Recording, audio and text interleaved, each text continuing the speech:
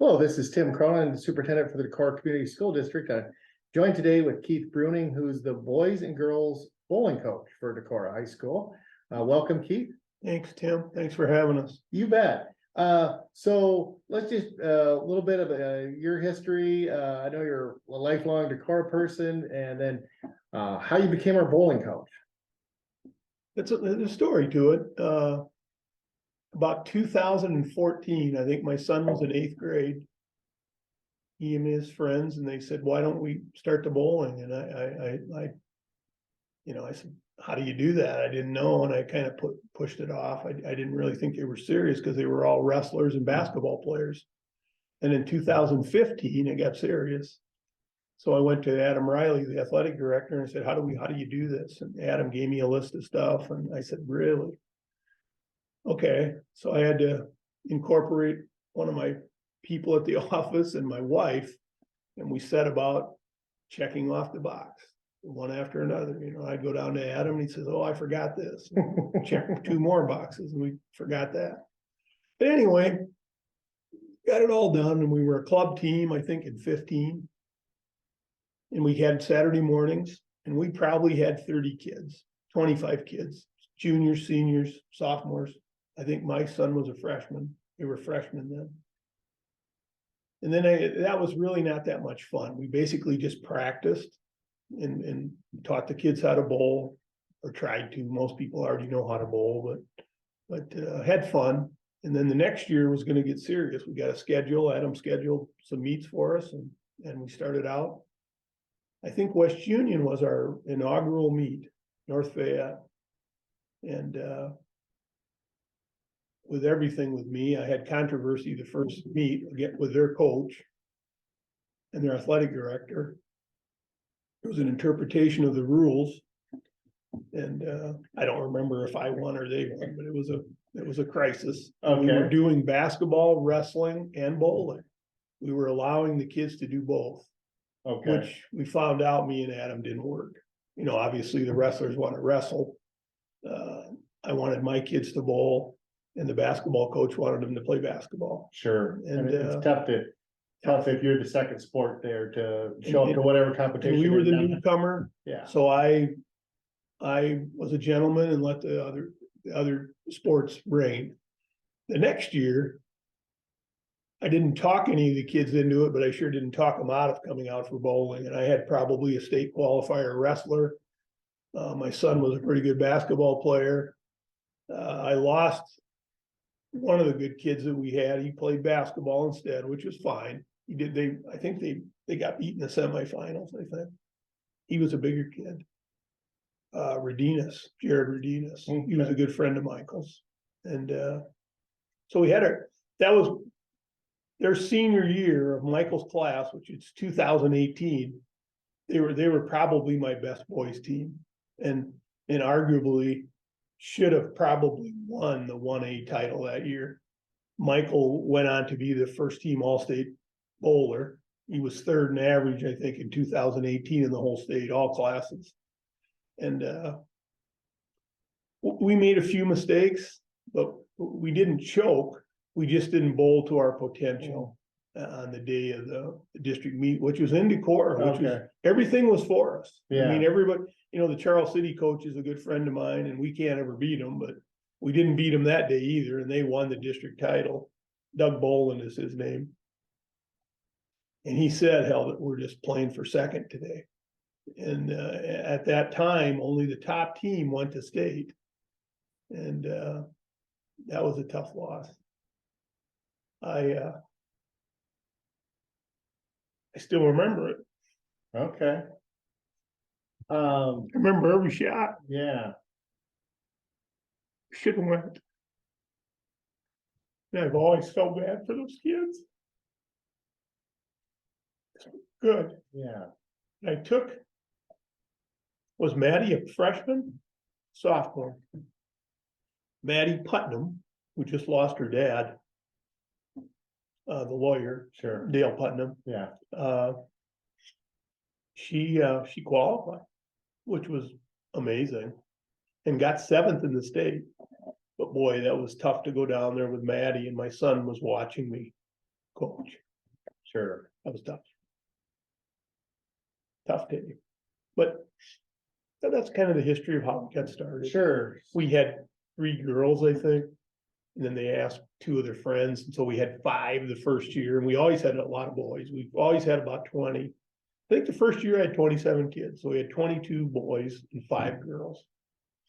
And a scoring team, you have to have 5 to. You got 5 minimum to bowl in Iowa. Okay.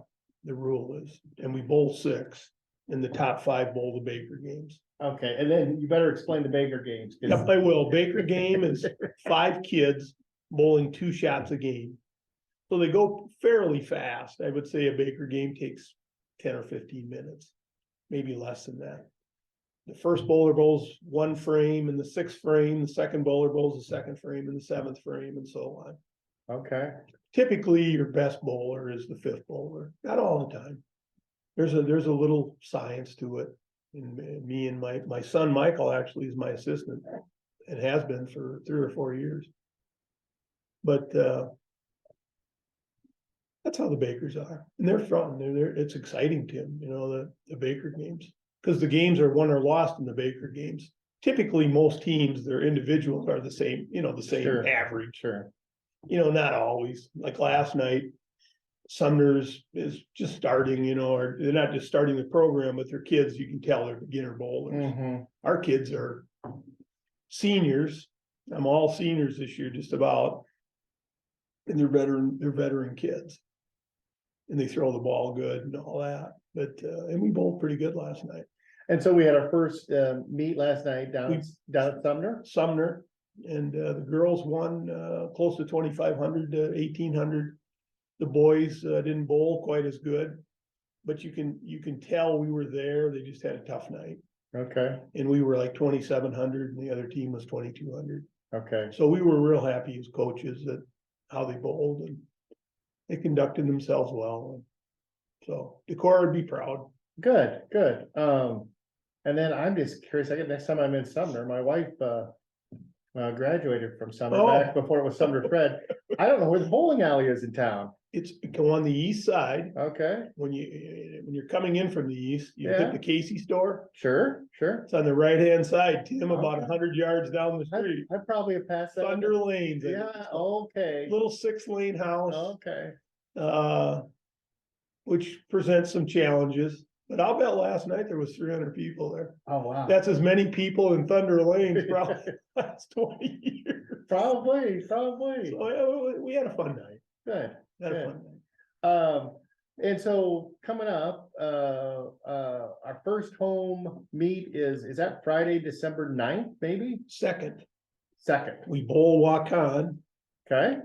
They'll give us their best shot. I think they beat our boys once. This is my 8th year, Tim. Okay. And I think the girls, maybe once or twice they beat us, but typically we beat them. I hope they don't watch this video, but it's a tough match. I take my hat off to the walk-on kids. They're always well behaved, well coached, and it's a fun match. So we're gonna have our hands full. Okay. Next Friday night. Bowling typically starts about, is it 4 PM is the start time? Is that 4 PM, Tim? We start and it lasts till about 6. okay? 6 o'clock. And down at the new Down at Kingpin Entertainment Center, and wow, if you've never been in there, it's pretty nice bowling alley. We're pretty fortunate. I've heard that. I was in the old bowling alley. That was kind of a Cronin activity. I think the last time I'd have to get some people to verify, but Grandpa Harold, Sure. I hadn't bowled forever. He's like, we're little kids. I just remember strike after strike, and I thought I was gonna see a 300 game, and I think he got to like the 10th frame and didn't get it. Did you bowl in this place? Yeah. Okay, yeah. that opened in about 75. Yeah. And the old bowling alley was Northwestern Mutual Life, which Okay. was owned by the guy by the name of Les Bergen. And then his son-in-law married his daughter, obviously. Okay. But anyway, Byron Torvik then built this building, but used to run the old bowling alley. I used to bowl and work for Byron at Okay. the old bowling alley. Well, I just know the one down by the armory. I didn't, Okay. I don't ever remember, well. The original bowling alley in Decorah was across the street where the museum is in the old Lyle Carey building. Oh, okay. That was the old bowling alley. Okay, And that was in the 50s, all right. you know. So home bowling matches this year, December 2nd, December 16th. Yes, Looks like we lost West we Delaware. lost us, Delaware. I got a line through We that. switched it with New Hampton. So New Hampton, I think, is February 7th, Tim. Here's what I got. Then I go to January 13th. These are all Fridays so far. We have a Tuesday, January 17th against Wakan. That's a JV match. Okay, I should maybe back up. December 2nd at home is Wakan. You've already said that. December 16th is Denver Yes, as at home. Then Friday, January 13th is Tripola at home. Yep. Tuesday, January 17th, JV match yes. versus Wakan. Friday, January 27th is North Iowa. Yes, sir. Is that Buffalo Center? Yes, Okay, that's a haul. that's all. And then Friday, February 3rd is Waverly Shell Rock. And Tuesday, That's a home meet. that's a home meet. And then Tuesday, February 7th is the New Hampton one. That's a home meet. I think we're missing one, Tim, and I was trying Okay. to go through the Yeah. schedule. I should have brought that. Tim. No, I you're don't have fine. it. I Go on Varsity Bound. I can't get in, but maybe you Okay. can. okay. And so those are our home meets, and out of way, it looks like we go to Old Wine and Forest City and Tripola. Yep. Is there any of those lanes that you particularly like really well? Well, I liked Old Wine, but they had a roof trouble and they have had to close their bowling alley, and now we're gonna bowl at Independence. And I Okay, have never been in the Independence bowling alley. I know the guy that owns it, but I've never been in the facility. We like going to Cadillac Lanes in Waterloo. Our district tournament is there. Our conference Baker tournament is there. Or not the districts, but we have 2 tournaments at Cadillac Lanes. And yeah, I like the bigger bowling alleys, and then they're just bowling alleys. I'm a traditional person on the bowling alley. I don't like all the glitz and the glamour, you know. I love the new bowling alley, but I'm not a fan of all the other stuff, the Well, bar and the eating and all that stuff. yeah, I just was never, I'm a traditional person on bowling. I gotta learn though. I gotta help Novak out. I gotta learn how to like that stuff. we can always grow. You can always grow. And as someone who would just be the bowling fan, I might appreciate having something to eat while I'm watching my Yes. bowling activity. So, Yes. and I understand the food is Awesome. awesome down there. Heard So, it's pretty good. I haven't had anything yet, but so I'm looking forward to that. yes. Maybe talk about the team. We've got 60 bowlers out this year. Got 60 kids out, which is a blessing and a curse, like I told you earlier, Tim, because you can only bowl 24 a night. And so that leaves what, 40 some or 30 some don't get to bowl. And I don't like that. You're out for a sport, you should get to participate. Doing that, we do the best job that we can as a community school district to have activities so they can bowl. And we're still working on that. We've lined up walk on with 2 super JVs, I call them, matches. The problem that Decorah has is where we're located. The kids that go out for bowling for the other schools, they don't quite have the numbers that we have. I was surprised last night at Sumner, I think they had 38 kids, which is a really, really nice amount of kids. So that tells me about the community, really, that they're supporting the bowling, but yeah, we're, like I said earlier, we got a lot of seniors, our captains, who I rely on a lot. On the girls' side, it'd be Rebecca Bruening. We'd have Sydney Hageman, Lily Iverson, and Hannah Schnitzler. Awesome captains and all starters on the varsity so far. On the boys' side, we have Daniel Scrady, Will Marks, Easton Luzum, and Grady Bauer. Again, all good guys, and so far on the varsity. So other kids we've got a freshman phenom, I say she is, freshman girl. Carly Yank actually led us last night in scoring as a freshman. And I would say that is very, very rare in Okay. the whole state of Iowa. I would say if Carly sticks out with bowling, she'll be a star. Annika Grina is a junior. She was on the varsity last night. Very solid kid, good bowler. Her mom bowls. I think her dad bowls. So she's lettered last year. She's a returning letterman. There's some other girls. I just got to think. A lot of them just came out for the first time. Sarah Tweeton, she's there. Madison Heim, she was on the JV last night. Chloe Childs is a senior, returning letterman, didn't quite make the varsity this time for this meet. She was on the JV. Addison Wickland. There's a few others. I should have brought my notes. Well, I was gonna say, that's a pretty good, Pretty- good recap of the team without any notes, just off the top of your head. It is. My boys, gonna be a dogfight, I think, the rest of the year. The kids that make varsity and don't. There's probably 10 that could bowl varsity, and I don't think we'd lose much. So that's really a good problem to have. Like last night, Nathaniel Myers, first time he ever bowled in a match on the varsity or JV, whatever you want to say. He just stepped up.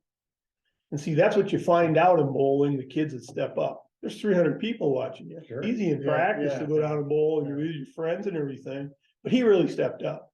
I don't have the scores in front of me, but I know every time I looked over, he was getting a fill or he was striking. And that's really fun. Mhm. One of the young Novak kid, Tyler Novak, he was on JV, 9th grader. He's going to be a star. He's going to be good. You can just tell. Mhm. Obviously, they own the bowling alley. He's going to get an opportunity to bowl. So he's pretty good. I'm trying to think of the other JV kids. For some reason, I remember the girls. I Yeah. tend to coach the girls. Michael tends to coach the boys, Okay, but I should remember the boys. I can't. that's fine. If it comes to me, I'll blur them out, but And we've got solid, good kids. And so you were telling me before we started recording, just the structure or format you have to pick the varsity bowlers, which I thought was, I'd not spent much time, but like I said to you, my brother was a cross-country coach and it was pretty basic. It was like you run Top you get a 7 run. top 7 run and go through the year, and every time there's a meet, top 7 are usually the top 7. Bowling is a little bit more hot hand, so tell us a little bit about how you determine the starters, because I thought this is pretty interesting. Every year, I've had different kids intermix into the varsity. Now, the top 3 or 4, they probably don't change. I would say that. And I think this year it'll be the same, those top 3 or 4 kids.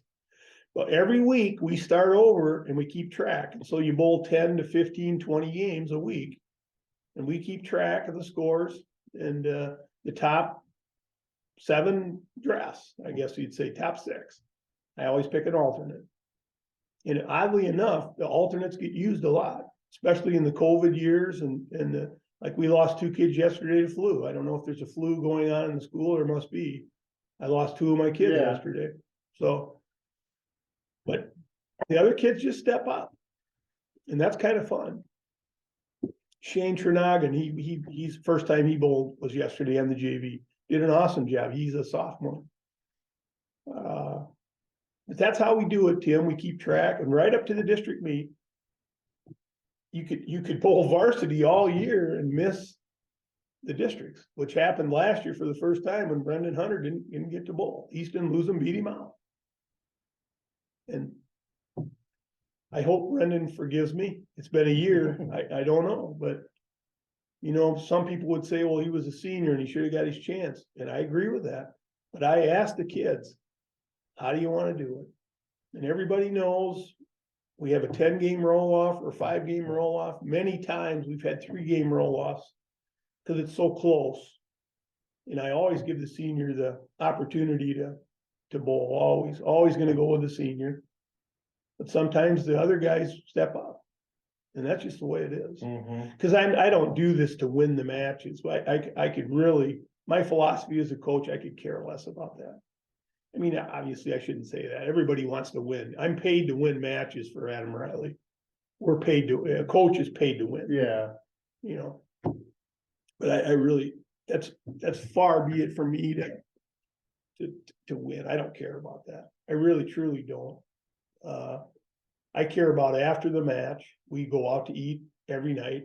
It was tough last night in Sumner, had to eat in the bowling alley. I don't want to dish the bowling alley, but it was bowling alley food, guys. It was French fries and greasy hamburger and the pizzas were frozen pizzas. And I made a mistake last night. I apologized to the kids last night. I'll do it again on the video. Normally though, we go to a Applebee's why do I do that? I do it so the kids learn how to eat in a public setting, get the chairs for the girls, do that kind of stuff.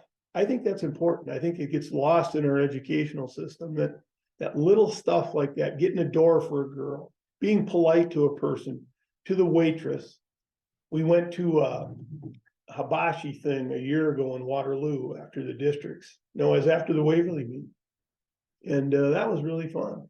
I think the kids had more fun in that than we'd ever have bowling. And I do. I have fun doing. I have fun watching the kids interact. I try to every night make the kids bowl with somebody else that they've never bowled with, so they get to know the 60 kids this year that we're out with. Do I struggle with that? All the time. Obviously, everybody wants to bowl with their friends, and that's why you come out for bowling, because you want to bowl with your friend. But I think it's important to know all 60 kids. Every year I have this lofty goal that I'm going to have every kid tell me the name of every other person in the team. It gets lost in the shuffle. We run out of time. But one of these years, I'm going to do that. And every kid has to tell me every kid on the team. If I can learn them, they can learn them. sure. So I'm more of a life coach than a bowling coach. Okay.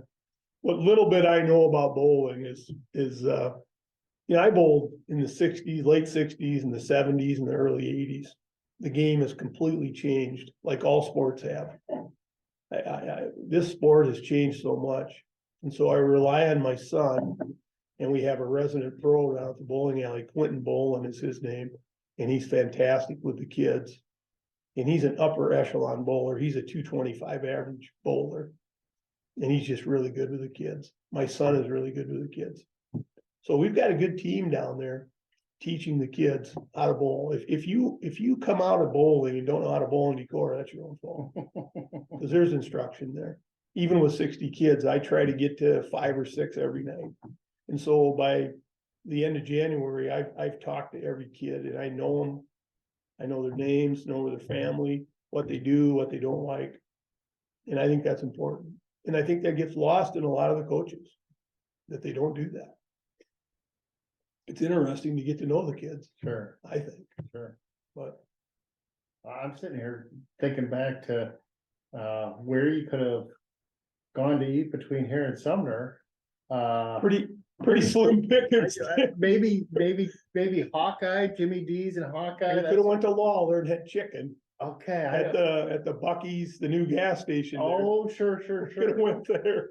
But it's pretty tough. I was gonna say, we just celebrated my father-in-law's birthday at Jimmy D's and Hawkeye. They love to go there. Good place. And then Wacoma. I think we've had, my wife and I went there for prime rib one night just cause. But we went through at 9:30. Well, sure. Yeah, yeah, that's the other problem. Normally, we get a Hawkeye Stages bus. And when we go out to Buffalo Center, or this year we go to Forest City, we'll take a Hawkeye Stages bus. I'll try and take everybody I can. The problem is the numbers this year. We got 60 kids. Yeah. And I think a bus only holds 59, and with the coaching staff, Yeah. we're gonna be at 63, and I'll ask the bus if we can even do that, but I always have. We've never had this kind of numbers. We've been at 54 once and 51, but never 60. Which is kind of fun. Like I told you, it's a curse and a blessing. Mm-hmm. But we stop in Mason City. We used to go to the Perkins in Clear Lake. But we had such a horrible time during the COVID there that now we go to a place in Mason City and it's just fantastic. And the kids have fun. It's like a sports bar thing, but their food is just fantastic. It's on the west side of town. Michael actually found it. Okay. And that we'll go there this year at Forest City. I'll have to get the restaurant reports as well. I will. I'll get score reports. This is, I love driving around, especially eastern Iowa and finding bet. spots, You bet. with my wife and stuff. Very good. So, little bit about 60 bowlers practicing. That's a challenge. That's gotta be a challenge. I think you alluded to that earlier. We What have time is practice generally? 3:30. Okay, We go till 5:30. And it's a challenge. I mean, to get the games in. I try to keep 6 kids to the lane. And it's tough. That's Okay. 12 to a pair, so we try to get at least 3 in every night. And I've been over my time just about every night. okay, 5:30 is tough, like 5:45. Tonight is Wednesday night, which is an optional practice night. I call it church night. I think kids don't have enough time off from school and sports and orchestra Yeah. and band and speech, and that's all important. But they gotta have one day a week where nothing's going on. And so on Wednesdays, it's optional. It's getting to be there, all the kids come, but they don't. A lot of kids have jobs. I believe jobs come first before an extracurricular activity. And so a lot of my kids have a job and they gotta go to their job. And I think that's important. mhm, That's what we're here for, to train the next generation of kids, the workforce. So I'm kind of unorthodox that way, as a coach, but seems to be working for us. And we're winning most of our matches. I haven't had any luck going to state. I have individually. Last year, 3 of our kids went. I had Grace Gerleman and Rebecca Bruening go. Gracie moved on to Iowa. Rebecca's a senior, and then Will Marks, as an individual, he qualified for state. So I've got 2 of those kids are returning back. And Will bowled exceptionally well last night. Rebecca struggled a little bit. But you're gonna do that. You're gonna have those nights of struggle. So well, it'll be interesting. Is early to say, hard for me to say, it's early to say, but state-wise, got some individuals you're thinking about?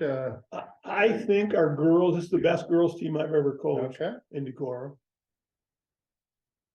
You hate to make predictions, and I'm not gonna do that. no. I did with Michael's class in 18. And I told myself I'd never do it again, but I'm gonna be transparent to the kids. If they're pretty good, I'm gonna tell them they're pretty good. Sure. I don't want them to be cocky, Yeah. but I want them to realize, yeah, you're in the top echelon of the kids. We've got 2 or 3 of the boys who are in that top echelon of the whole state. We've got 2 or 3 girls who are in that top echelon, plus Carly Yank. I think Carly Yank's as good a freshman as it is in the whole. I don't know, I have any reason to say this. I just know. I've bowled all my life, been in a lot of bowling alleys, watched a lot of kids. Carly Yank is pretty good. Rebecca's pretty good. Hannah Schnitzler's pretty good. Lily Iverson's pretty good. Annika Grin is pretty good. So finally, I've got a girls team. Bring them on. We bowl against Dowling. They're in our class. Des Moines Dowling. Bring them. I'll go travel with my girls. I'm not worried about it. Our girls will do fine. And my boys are the same way. Those 6 kids we're gonna put out for a product, they're pretty darn good. And maybe this is the year we beat Charles City. I shouldn't say that. Michael beat him in 18. It's the only time we've ever beat him, Tim. We have trouble with them. They're just well coached. Their kids are good kids, and they start earlier than us. They start when they're 2 years old, I think, bowling. And obviously Charles City is a premier program. I respect their program. I respect West Delaware. I was surprised they canceled us, Tim, off their schedule. Mhm. That's a premier program. They've won the state title 3 or 4 times. And someday I'll figure out how to do that. and maybe it's this year on the boys and the girls side. It's hard. Making it to state and bowling is a tough task, because you got one day, and for those 2 hours, lightning's got to strike. And it's like any other sport. Every sport's the same, but it really is tough to make state. We sent Tyler Thompson made it 1 year individually. Maddie Putnam placed 7th. On last year, Rebecca, I think, was 21st. Grace was 13th on the girls' side, and Will, I think, was 18th or something like that. And you got to remember now, this is all the kids in the whole state of Iowa. So Decorah is pretty well represented down in Waterloo at the state tournament. They know we got a bowling team. Yeah, yeah. That's what I'm trying to say. When we come, we get their best shot. We're in the North Iowa Conference. It's not Northeast Iowa. I think it's the North Iowa Bowling Conference. Sure. And I think we've won that 4 times. That's not too bad. So they know we're coming, you know. So I don't want to predict anything, Tim, but I will tell everybody, if you can got a chance, come down and see them. Come down and see us. Maybe We're pretty good. Maybe have some good food. Yeah, have the good food at the Kingpin Bowling Alley. It's pretty nice. You'll be impressed. I think he really put a lot of effort and time into it. Russell Novak. Yeah. He did a nice job. Good. It's nice. Good. Well, last thing I'm gonna do, just for my own amusement, and is so I'm sharing this document that is from the Waterloo Courier in 1960, and that was back the Decorah girls team looks like they had the Decorah girls Coca-Cola tea rolled a 2.892, That's and I pretty think good. qualified for state. That's pretty good. And I'll take that. There was also a Decorah Oneota Lanes team. But I know about all this because this is the one athletic thing my mother did in high school. Was bowl, and I've never seen her bowl in my life, but her name's here. So the Coca-Cola team totaled 2.892 to easily outdistance 10 other girls teams. Helen Hagen's 442 series led the champions. Pretty good. Whose other members were Barbara. Boy, it's one of those Norwegian names where you throw a J in that you don't need to. Gabis. Yeah. Leah Mork, Muriel Pfister, and then my mother Janice Toros, and my mom rolled a 425. That's really good. That's pretty good. Do you bowl, Tim? I don't bowl, and honestly, I don't know if I could get half that. So yeah, and they were pretty good. Yeah, the bowling. Can I have that? Yeah, absolutely, absolutely. I can. So bowling. Show it to the kids. Yeah, bowling's changed from being a club sport to more of a sanctioned sport now. So that's. And I think we're growing, Tim.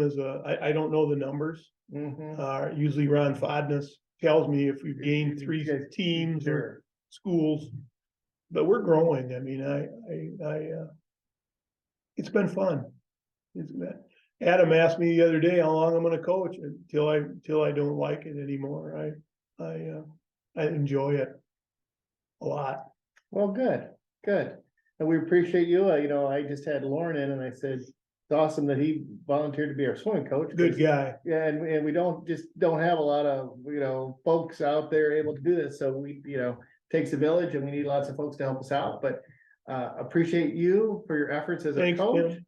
I'll look forward to coming down and watching at the Kingpin. That'll be fun. And I'm gonna try to get to an away meet or two. And really, yeah, I've got a couple. I look at my calendar and I kind of strategically plan. I can't go to everything, and try to do as much home as I can. But occasionally, if it works out schedule wise, maybe you'll see me in Oldline. I thought that might work. Got to go to Independence. Oh, is that got sway? Oh, came in. Oh, that's right. Okay. So you're gonna take that. I gotta have a shout out to Kim Shepherd. Okay. Will she watch this?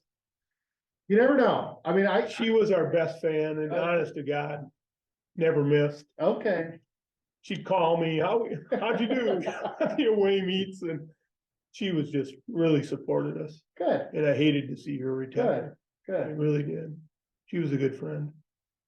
Well, that's nice to So know. hey, Kim, All right, so I'm sure, Ron,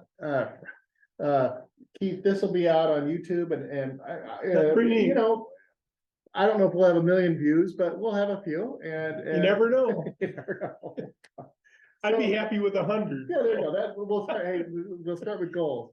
And then just, I'll be curious to get the restaurant reports from, the after, I will do that, Tim. I will give me your email or email me, Tim, and I'll email you how the food was. So, okay, and where we're stopping at. Very good.